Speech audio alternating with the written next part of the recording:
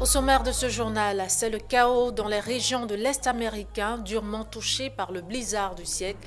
Les autorités locales évoquent le chiffre encore provisoire de 50 morts.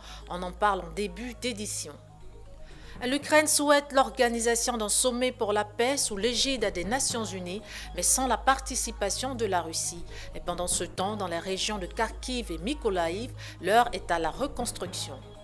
Enfin, du 24 au 26 décembre se tenait à Abidjan la 36e convention annuelle de la communauté musulmane Ahmadiyya. Le reportage vous sera proposé par la rédaction en fin de journal. Bonsoir et bienvenue dans ce journal. Scène de chaos dans les villes de l'Est américain. La tempête hivernale qui s'abat sur la partie Est des États-Unis et se fait particulièrement meurtrière. Ce sont au moins 50 personnes qui sont mortes depuis le début de cette vague de froid sans précédent, notamment dans le comté d'Erie, dans l'État de New York. Reportage. Les vents polaires ont tout gelé, transformé les rues de la ville de Buffalo en coulées de neige, figé les maisons situées au bord du lac Erie en immenses congères. Des personnes ont été retrouvées mortes dans leur voiture, d'autres sont décédées d'un arrêt cardiaque en essayant de déblayer la neige. L'interdiction de se déplacer est toujours en vigueur dans certains endroits et l'on comprend pourquoi, avec ces images tournées par un chasseur de tempêtes.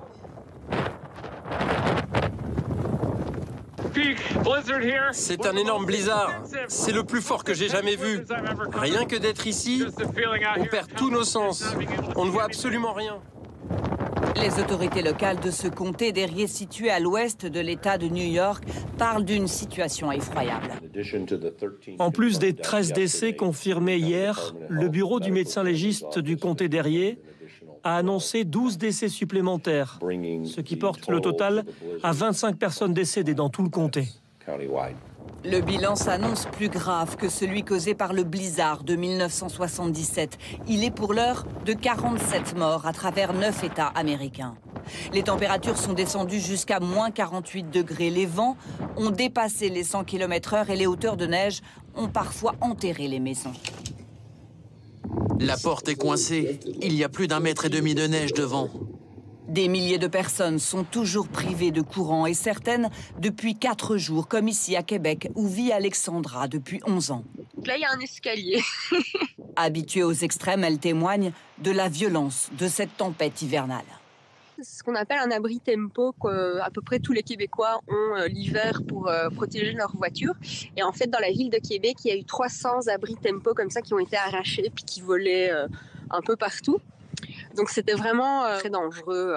La journée qui commence outre-Atlantique s'annonce encore glaciale. Mais les conditions devraient se modérer à partir de demain. Et 2022 tire à sa fin sans qu'une lueur d'espoir n'apparaisse dans le règlement, le dénouement du conflit en Ukraine. Et lors d'une interview accordée aux journalistes de l'agence de presse américaine AP, le chef de la diplomatie ukrainienne a évoqué le souhait de Kiev de voir un sommet pour la paix se tenir d'ici à la fin février sous l'égide de l'ONU, mais sans la participation de la Russie. L'Ukraine souhaite un sommet pour la paix sous l'égide de l'ONU d'ici 2 mois. Lors d'une interview pour l'agence de presse américaine AP, son ministre des Affaires étrangères a indiqué qu'il n'était pas favorable à la présence de la Russie, sauf si elle acceptait de comparaître pour crimes de guerre. Nous visons la fin du mois de février, lorsque la guerre entrera dans sa 2e année, ou devrait entrer dans sa 2e année. Nous pensons que le siège des Nations Unies pourrait être le meilleur endroit pour accueillir ce sommet, car il ne s'agit pas de faire une faveur à certains pays, il s'agit vraiment d'inclure tout le monde. Kiev soumet aussi toute négociation avec son belligérant à la récupération totale de son territoire, notamment la Crimée, annexée par Moscou en 2014. Nous ferons tout ce qui est en notre pouvoir pour que l'année prochaine soit une année de victoire ukrainienne. Et cette victoire implique la restauration complète de l'intégrité territoriale de l'Ukraine.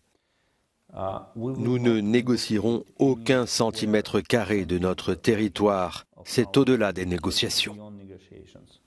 De son côté, Moscou maintient qu'elle ne suivra pas les conditions fixées par les autres et qu'elle ne lâchera pas les territoires qu'elle occupe.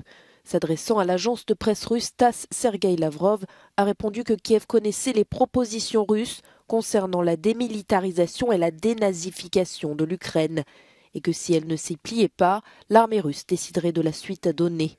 Après plus de 10 mois de guerre, la paix ne paraît pas se rapprocher. Kiev presse les Nations Unies d'écarter Moscou de son Conseil de sécurité. Le président russe a déclaré qu'il n'y aurait aucune limite de dépenses dans le cadre des efforts déployés pour atteindre les objectifs de la Russie en Ukraine, tandis que de récentes manœuvres au Bélarus ont fait craindre une nouvelle offensive par le nord. Et sur le terrain, dans l'est de l'Ukraine, la reconstruction se fait pénible dans les régions de Kharkiv et Mykolaïv, fortement ravagées par les bombardements incessants de l'armée russe. Des villages dévastés, des paysages lourdement marqués par les affres de la guerre. Regardez. De sa maison familiale située aux abords de Kharkiv, il ne reste plus qu'un amas de tôles et de débris. On va aller y jeter un œil, mais on ne peut pas se rendre à l'intérieur, c'est humide et le plafond peut céder. Mais Yuri n'a pas pour autant renoncé à sa vie ici. Il compte désormais tout reconstruire aux côtés de ses proches, miraculeusement épargnés par les frappes russes qui se sont abattues sur leur village. Nous n'avons plus qu'une seule solution, tout retirer d'ici, car rien ne peut vraiment être réparé. Nous allons tout démonter, puis reconstruire lentement. À Pervomaïsk, comme dans les autres localités autour de Kharkiv, l'entraide s'organise. La municipalité a même débloqué des fonds pour les sinistrés. Les 3 familles qui ont subi le plus de dégâts ont reçu chacune près de 1 300 €, piochés dans le budget local. La 3e, environ 900 €. Une aide infime au regard des besoins, dans des lieux ravagés par plusieurs mois de bombardements incessants. Et Pervomaïsk est à l'image d'autres villages ukrainiens défigurés, comme Chirokiv, situé lui près de Mykolaïv au sud. 95% des infrastructures ont été détruites ici.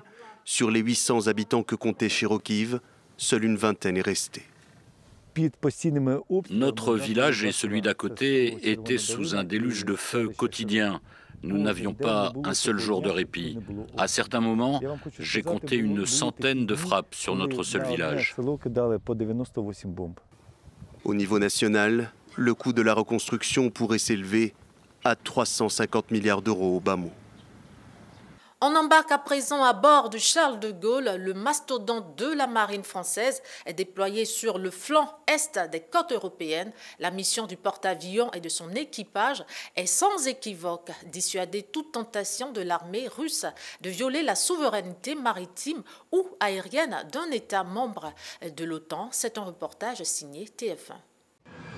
L'équipage va décoller dans quelques minutes. C'est parti, on reste focalisé sur la mission jusqu'au bout. Émilien est tacticien aéronautique. Sa mission, surveiller les airs et la mer à bord de cet avion que l'on appelle le Hawkeye. Cela veut dire l'œil de faucon.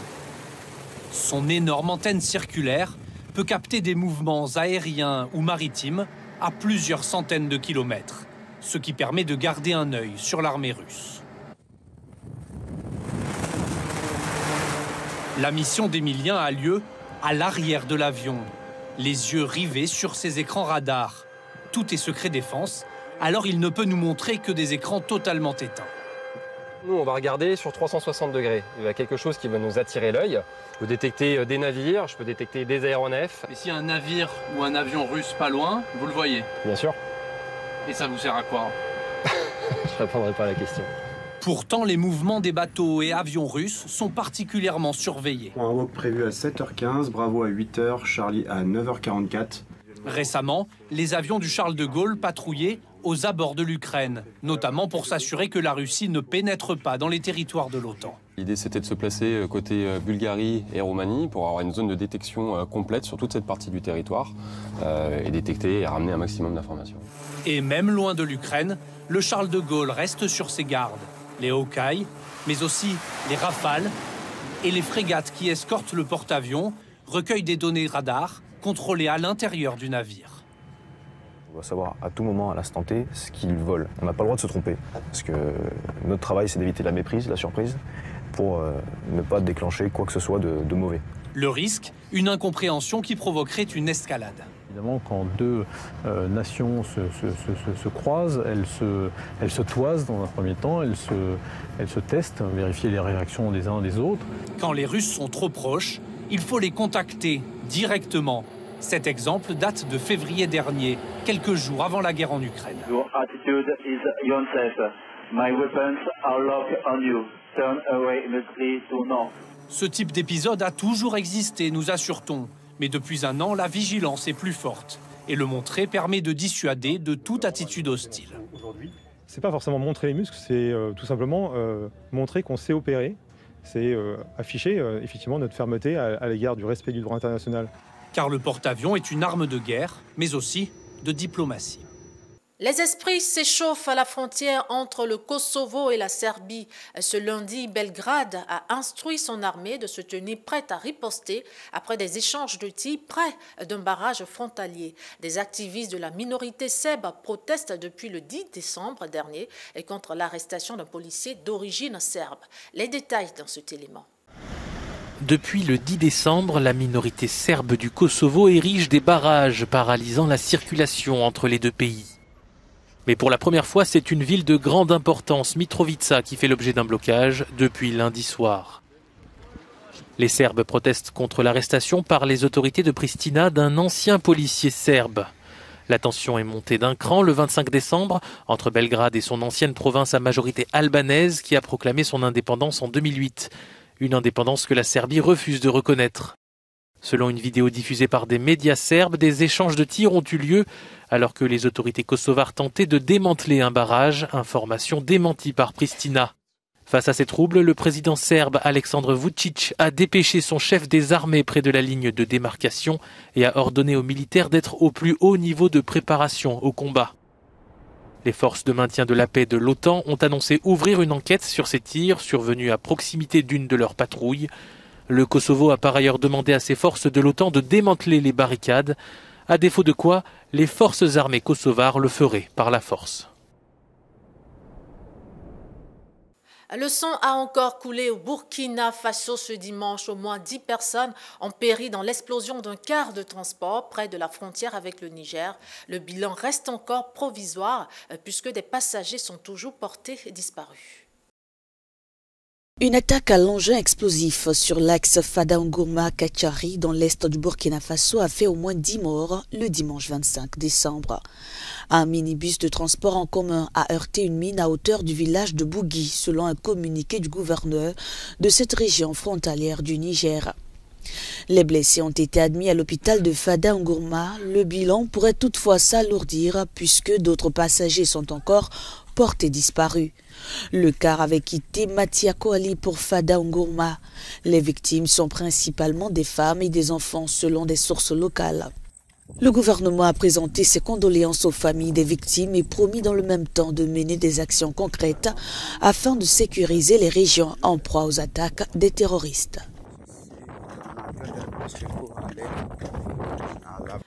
Et en Tunisie, le gouvernement a dévoilé ce lundi sa stratégie pour réduire le déficit budgétaire dont les besoins de financement se chiffrent à 7,5 milliards d'euros. Une nouvelle imposition a été fixée sur la fortune immobilière, comme nous l'explique ce compte-rendu de la rédaction d'Africa News. Le budget exercice 2023 de la Tunisie a été dévoilé lundi. Il sera soutenu notamment par de nouvelles taxes fiscales, dont un impôt sur la fortune immobilière, alors que le gouvernement prévoit une baisse du déficit budgétaire à 5,2% du PIB. Les besoins en termes de financement s'élèvent à 7,5 milliards d'euros pour 2023. Sur cette base et compte tenu du remboursement des prêts et des avances, le montant du budget pour l'année 2023 sera de 69,914 milliards de dinars, environ 22,4 milliards de dollars, contre 60,820 milliards de dinars, environ 19,5 milliards de dollars pour la loi des finances rectificative 2022. Tunis devrait solliciter plus de 4 milliards d'euros à l'extérieur et environ 3 milliards d'euros sur le marché local. Alors que pour l'année à venir, le pays fera face à une inflation à 2 chiffres. Quant à l'inflation, elle reste malheureusement élevée. Le taux prévu pour l'année 2022 est de 8,3% et pour l'année 2023, il est de 10,5%. Le budget exercice 2023 de la Tunisie a été élaboré sur la base d'un prix moyen du baril de pétrole de 89 $ et d'un prêt du Fonds monétaire international de quelque 1,9 milliard de dollars attendu depuis 3 ans. 9,6 milliards de francs CFA, c'est le montant débloqué par le Fonds africain de développement pour accompagner le Cameroun dans la mise en œuvre du programme d'appui à la gouvernance des finances publiques. Ce financement devrait permettre d'améliorer la mobilisation des ressources fiscales et de renforcer l'environnement institutionnel de la gestion des finances publiques. Des précisions dans ce reportage. 9,6 milliards de francs CFA, c'est le montant du financement accordé au Cameroun par le Fonds africain de développement. Cet appui financier, qui s'inscrit dans le cadre de la mise en œuvre du projet d'appui à la gouvernance des finances publiques, devrait permettre au Cameroun de renforcer son environnement institutionnel et organisationnel de la gestion des finances. Ceci à travers la mobilisation accrue des recettes fiscales et la promotion de l'efficacité de la dépense publique. Le projet va appuyer la Direction générale des impôts du Cameroun à élaborer et mettre en œuvre son plan de modernisation à travers la dématérialisation et la numérisation du système fiscal. Cela va permettre de renforcer l'efficacité de la mobilisation des recettes fiscales, d'élargir la base fiscale non pétrolière et de mieux sécuriser les recettes en atténuant les risques de fraude et d'évasion fiscale. De façon concrète, ce financement va contribuer à la mise en place d'un système d'analyse de l'efficacité, de la faisabilité et du suivi et évaluation du budget d'investissement public. Un logiciel de suivi des projets serait également acquis à cet effet.